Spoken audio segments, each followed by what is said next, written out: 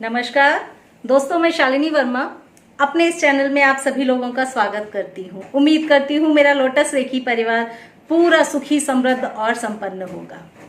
बीमारी की जड़ पे प्रहार करते हुए चले आ रहे हैं। बड़ी सारी बीमारियों की जड़ पे प्रहार किया। जड़ पे प्रहार यानी रूट कॉज पे प्रहार। हर बीमारी के पीछे कुछ ना कुछ साइकोलॉजिकल रीजन जरूर होता है। अगर बीमारी को ठीक करना है तो साइकोलॉजिकल रीजन को ठीक कर दो, बीमारी ठीक होने लगेगी। बहुत सारी बीमारियां ऐसी होती हैं जिसमें दवा भी काम नहीं कर रही होती। उसका कारण ही ये होता है कि उसका रूट कॉज हम हील नहीं कर पा रहे। अगर आप रेकी हीलर हैं तो आप रेकी से उसको हील कर सकते हैं। रेकी भी रूट कॉज से ही काम करना शुरू करेगी। रेकी में इसीलिए समय लगता है क्योंकि बीमारी की जड़ पे ही प्रहार रेकी करती है। पर जो लोग रेकी में नहीं है वो लोग भी बीमारी की जड़ पे प्रहार कर सकते हैं, बीमारी का रीजन समझकर।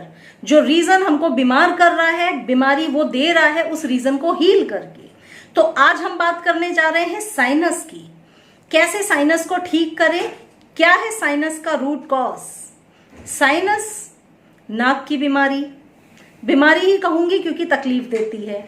साइनस में क्या होता है, ज्यादातर लोग सोचते हैं कि धूल, एलर्जी, इससे जो परेशानी होने लगती है इसी के कारण से साइनस हमको होता है।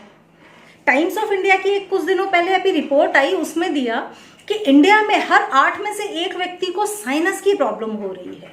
उसका हो सकता है कुछ कारण ये भी हो कि आसपास डस्ट बहुत है, तो वो कारण तो हो ही सकता है, पर इसका साइकोलॉजिकल रीजन भी है।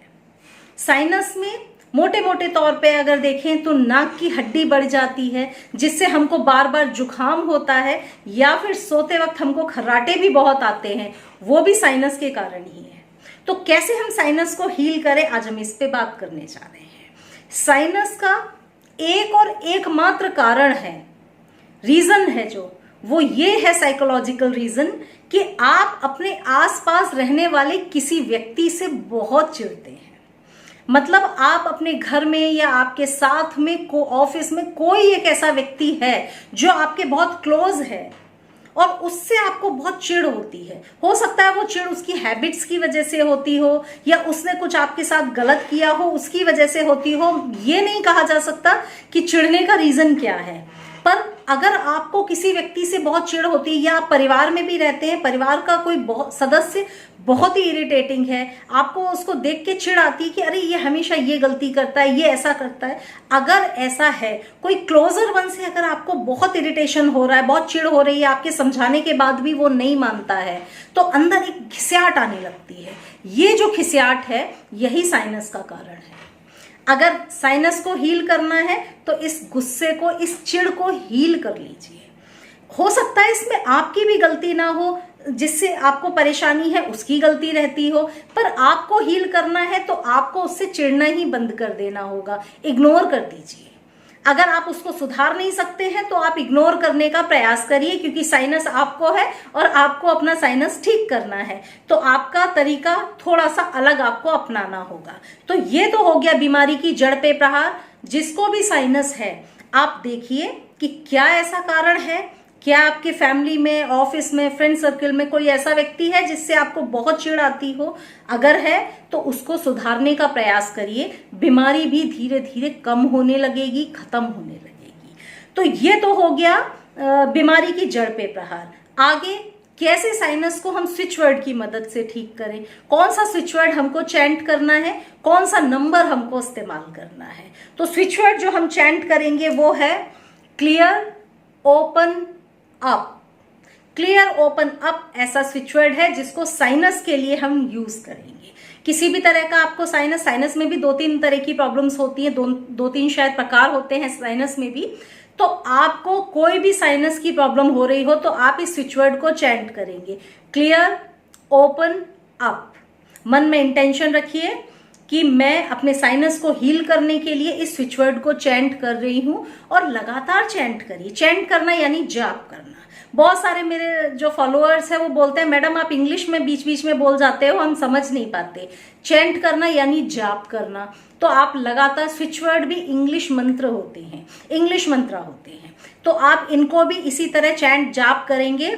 Clear, open up. इसका ट्रांसलेट करने की इसको कोशिश ना कीजिएगा। जो वर्ड बता रही हूं वो आपको इंग्लिश में ही बोलना है, क्योंकि इसको हिंदी में ट्रांसलेट नहीं किया जा सकता। इंग्लिश मंत्रा होते हैं स्विच वर्ड्स। तो आपका वर्ड है क्लियर, ओपन अप। लगातार इसको चैंट करते रहिए, जाप करते रहिए, आपका साइनस हील होने लगेगा। नंबर जो हम साइनस के लिए इस्तेमाल करेंगे वो है 18001224। कोई गैप नहीं देना है, कंटिन्यूअस लिखिए 18001224। ये ऐसा नंबर है जो आपको साइनस में मदद करेगा। इस नंबर को अपने लेफ्ट बॉडी पार्ट पे किसी भी कलर के पेन से लिखिए। आप लोग वीडियो को लास्ट तक देखा करिए, क्योंकि आपके छोटे छोटे क्वेश्चंस रहते हैं, कौन सा कलर इस्तेमाल करें, किस पेन से लिखें, कहाँ लिखें।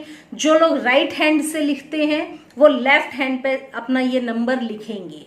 जो लोग लेफ्ट हैंड से लिखते हैं, लेफ्टी हैं, वो लोग राइट हैंड पे नंबर लिखेंगे। हमेशा याद रखिएगा, ये कॉमन चीजें हैं जो मैं बता रही हूँ। वीडियोज में मैं नंबर्स बहुत से देती हूँ, पर ये चीज याद रखिएगा, आपको राइट हैंड से लिखने वालों को लेफ्ट हैंड पे लिखना है और लेफ्ट हैंड से लिखने वालों को राइट हैंड पे लिखना है अपना नंबर।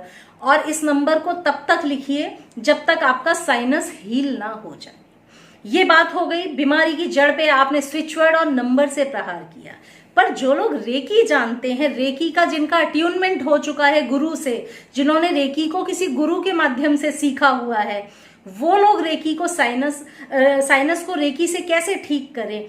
रेकी को हाथ में बुलाइए और थ्रोट चक्रा पे हीलिंग दीजिए, थर्ड आई पे हीलिंग दीजिए।